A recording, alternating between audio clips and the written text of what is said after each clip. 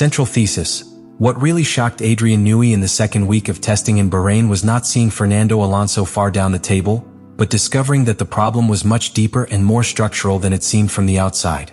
What if I told you that Adrian Newey was shocked? Not by Fernando Alonso's performance, but by what he discovered behind that performance in the second week of testing in Bahrain. Because from the outside it seemed simple: discrete times, uncompetitive long runs, and Aston Martin away from the spotlight. But inside the box, the data told a completely different story. A story of limited mileage, of a Honda power unit that conditioned the entire program, of a car that arrived too green for its first serious test.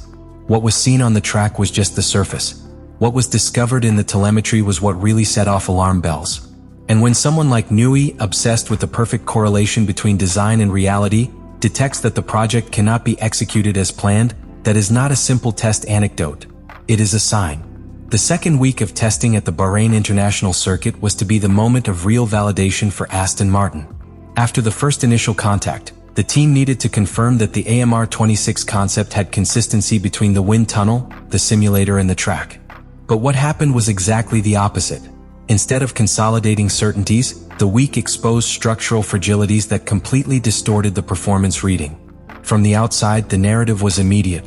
Fernando Alonso appeared far away in the timetables, his long runs did not show consistency against McLaren, Ferrari, or Mercedes, and a red flag interrupted his key day when the car stopped on the track. The headline was served: poor performance. However, this superficial reading ignored the technical context that conditioned each lap completed during those days. Aston Martin entered the second week with a clear deficit in accumulated mileage. While other teams were already working on aerodynamic micro-adjustments and fine balance optimization, the AMR26 was still in the basic understanding phase. The correlation between data and real behavior was not closed. And in modern Formula One, when you don't have clean kilometers, you don't have solid references. Each batch becomes an experiment, not a representative simulation. The turning point was the anomaly in the power unit that forced the car to stop on the track and close the planned program early. It was not a simple anecdotal failure. It was a sign that the car engine package was not yet ready to support an aggressive testing plan. Added to this were limitations in available components and problems related to the energy system that forced the team to protect mileage instead of squeezing it. And when a team goes into containment mode during a test, it automatically stops looking for pure performance. This had a direct consequence. Alonso's long runs were not representative. Fuel loads, compounds, and correlation programs were mixed that were not looking for absolute times, but rather to collect critical data without risking mechanical integrity. In other words, while some rivals were simulating a full Grand Prix, Aston Martin was trying to ensure the car could complete the day without another setback. This is where the impact on Adrian Newey begins to be understood. For a designer whose philosophy relies on structural precision and reliability as the foundation of performance, finding that the project could not execute its full plan in the second week was alarming. It was not a question of driving talent. It was a question of still immature technical architecture. Without sufficient mileage, there is no real validation of the aerodynamic concept. And without validation, every future development is built on shaky ground. Furthermore, there is a key factor that often goes unnoticed. When a team limits long runs for fear of compromising the power unit, it also limits the understanding of thermal behavior, tire wear, and dynamic balance under race conditions. That is, you not only lose speed, you lose strategic information. And that in the preseason is pure gold.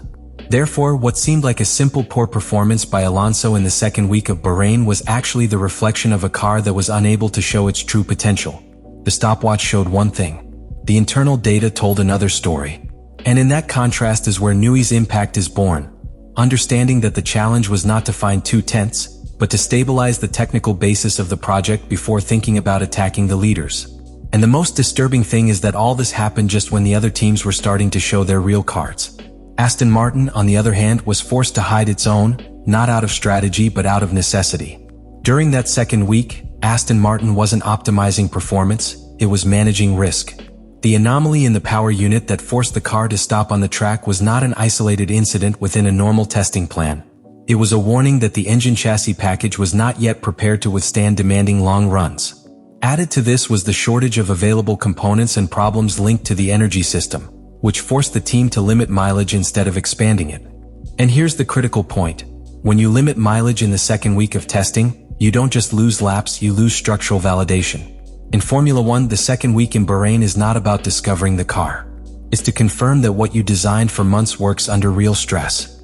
It is time to put on representative fuel, simulate a complete Grand Prix, study thermal degradation, evaluate balanced behavior when the weight drops, check how the car responds in the last stint with punished tires. Aston Martin couldn't do that cleanly. That means AMR 26 did not fully validate three key areas. First, aerodynamic stability in the long run. Without full stints, you cannot confirm whether the car maintains consistency when road and wind conditions change. Second, actual energy management. The power unit is not just peak power, it is sustained delivery, efficient recovery, thermal control. If you have to protect components, you can't explore the limit. Third, data correlation. And this point is the one that affects someone like Adrian Newey the most. If the car cannot execute the planned plan, the data obtained is conditioned. You don't know if an instability comes from the aerodynamic concept or from an energy limitation. You don't know if a lack of rhythm in the long run is real degradation or simply a conservative motor mode to avoid another failure. That kind of uncertainty is what really impacts. Because when the second week of testing ends, the big teams usually come out with a clear idea. We are 0.2 away, we are half a second away, we need an update to the rear suspension. Aston Martin came out with structural questions. And that changes the development approach. Instead of focusing exclusively on improving performance, you must first stabilize the foundation. Solve reliability. Guarantee availability of components. Ensure you can complete race distance without compromising the system. Until that is under control, any aerodynamic improvements are secondary. From outside, people talked about Alonso far back in time. From the inside, the problem was deeper. The car had not yet demonstrated that it could sustain a complete program without conditions. And in a championship as compressed as the current one, the time lost in understanding during the preseason is not easily recovered.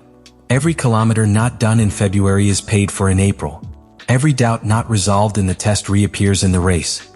That is why Newey's reaction was not dramatic in the media, but rather silent and analytical. Impacted not by a slow return, but by understanding that the project needed to first consolidate before aspiring to compete with structures that were already operating in optimization mode. The big question that this second week in Bahrain leaves is not whether Alonso was far away in the times. It's how much real potential was hidden behind a conditioned program. The second week in Bahrain not only left technical doubts, it left a strategic consequence that can mark the start of the season. Because when a team finishes the preseason without having executed a clean long-run program, without fully validating its engine chassis package and without full correlation between simulator and track, the championship starts in reactive mode, not in offensive mode. And that's what really impacts someone like Adrian Newey. In modern Formula 1, development is a parallel race that begins even before the first green flag of the year. Each team leaves Bahrain with a clear roadmap. What works, what doesn't work, and which update to prioritize for the first evolutionary window. But if your technical foundation still raises reliability questions, your first priority is not to gain performance, it is to ensure stability. The mileage limitation in that second week meant that Aston Martin could not freely simulate real race conditions. There was no completely representative scenario where high fuel load, progressive degradation, and sustained thermal demand were mixed without fear of compromising the power unit. That means the AMR 26 ceiling remains an internal unknown. For Alonso, this means starting the season still in the phase of fine discovery of the car. And that is key. Because a driver of his experience can adapt, he can extract performance in imperfect circumstances, but he needs a stable mechanical base to maximize his reading of the car. If the car has not yet demonstrated structural consistency under simulated race conditions, the first real race becomes, in part, an extension of the test. For Newey, the impact is not emotional, it is methodological. Its historical philosophy has been based on aggressive aerodynamic concepts. Yes, but always supported by a solid platform that allows it to evolve with confidence. What happened in the second week of Bahrain suggests that before thinking about attacking the leaders, the project needs to consolidate its reliability and expand its real database on the track. And in a grid as compressed as the current one, where tenths separate 3 or 4 positions, starting with structural uncertainty can mean losing points that later cost championships. The big question is not whether Alonso was slow in Bahrain.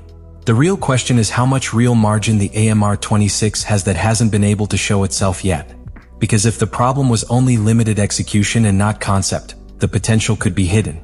But if the mechanical limitations reflect something deeper in the engine chassis integration, then the impact of that second week will be longer lasting than it seems. What is clear is that the poor performance was only the visible surface.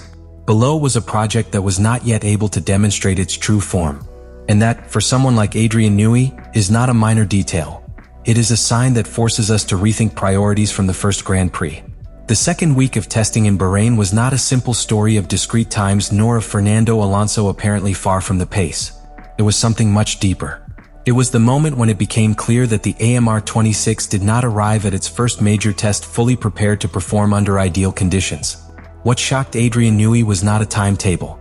It was discovering that the project was conditioned. That the car engine package still could not sustain an aggressive program without entering protection mode.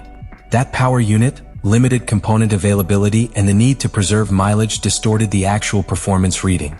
And when that happens in the second week of testing, you don't just lose apparent speed. You lose validation. You lose confidence in the correlation. You lose the opportunity to start the championship knowing exactly where you are.